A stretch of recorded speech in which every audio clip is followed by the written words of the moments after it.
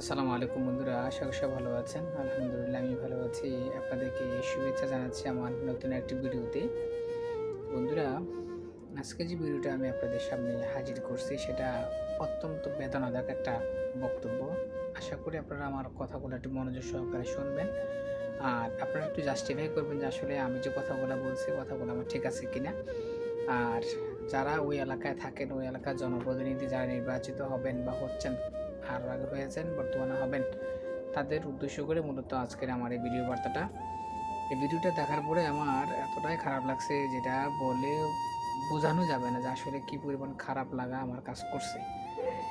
তো সে বিষয়টা আমি আপনাদের সাথে শেয়ার করি যে একজন চা যিনি তা মানে চা পাতা ওঠান, যিনি একজন শ্রমিক, তার একটা বক্তব্য দেখলাম যে তিনি বলছেন যে আমি আমার স্ত্রী ৮ ঘন্টা কাজ করেন, ২৩ কেজি পাতা ভাঙা লাগে বা উঠানো লাগে। তার জন্য তাকে ৳১৭৮ দেয়। ৳১৭৮ সামথিং প্লাস বা ৳১৭৫ মাইনাস এরকম হইতে পারে। তো এটার মধ্যেও যদি আপনার একটু কম হয়, ওজনে যদি একটু কম হয়, ১ কেজি ওজন কম হয় বা একটু কম হয়, তাহলে নাকি প্রতি কেজি থেকে তাকে ৳৬০ করে মাইনাস করা হয়। তো এই বক্তব্যটাতে সে বলতেছিল যে, "আসলে দেখেন স্যার, আমারও তো ভালো করে একটু খাইতে মন চায়, মাছ-মাংস খাইতে মন চায়। হ্যাঁ? কিন্তু আমরা তো পারি না।" এই ভিডিওটা দেখার পরে আমার এতটাই খারাপ লাগছে যে আসলে দেখেন যে একটা চা শ্রমিকের তার ৮ ঘন্টার মজুরি তাকে ধরা হয়েছে ৳১৭৫ থেকে বা ৳১৮০ বা ৳১৭৮। চিন্তা করা যায় বলুন তো?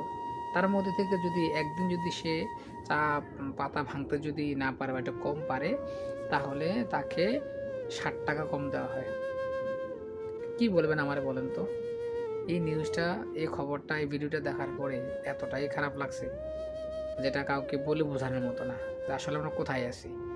এত সংস্কার হইলো, এত পরিবর্তন করলো, সবকিছু হইলো। ওই এলাকায় কি কোনো জনপ্রতিনিধি নাই?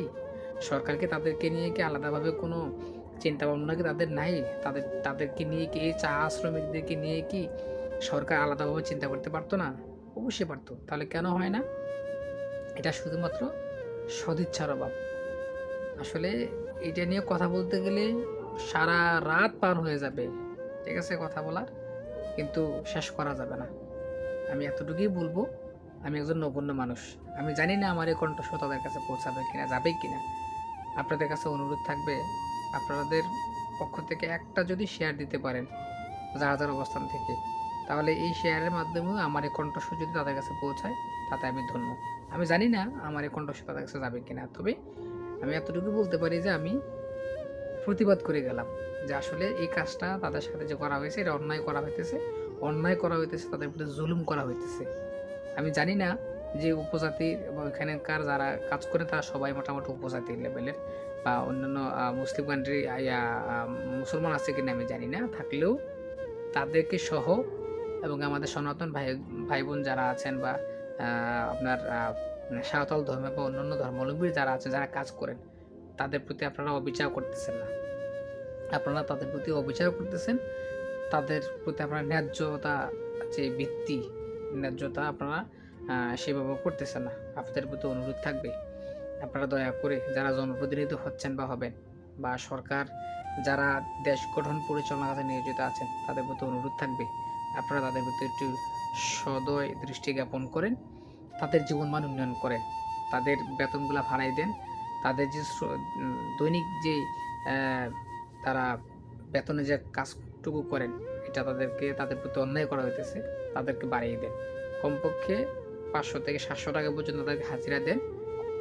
তাহলে দেখবেন যে তারা কোনো কিছু করতে পারবে বা তারা একটু খেয়ে পরে বেঁচে থাকতে পারবে। তো বন্ধুরা, সব ভালো থাকুন, সুস্থ থাকুন। যদি আমার কথায় কেউ কষ্ট পেয়ে থাকেন, আমাকে আল্লাহর রাস্তায় ক্ষমা করে দিবেন। আর যদি ভালো লাগে আমার কথাগুলো, অবশ্যই আপনারা আমার এই ভিডিওটা শেয়ার দিবেন। দেখা হচ্ছে পরবর্তী কোনো এক ভিডিওতে। জানি না আমার কণ্ঠস্বর পৌঁছাবে কিনা, তারপরও আমি আমার জায়গা থেকে প্রতিবাদটুকু করে গেলাম। আল্লাহ হাফেজ। আসসালামু আলাইকুম।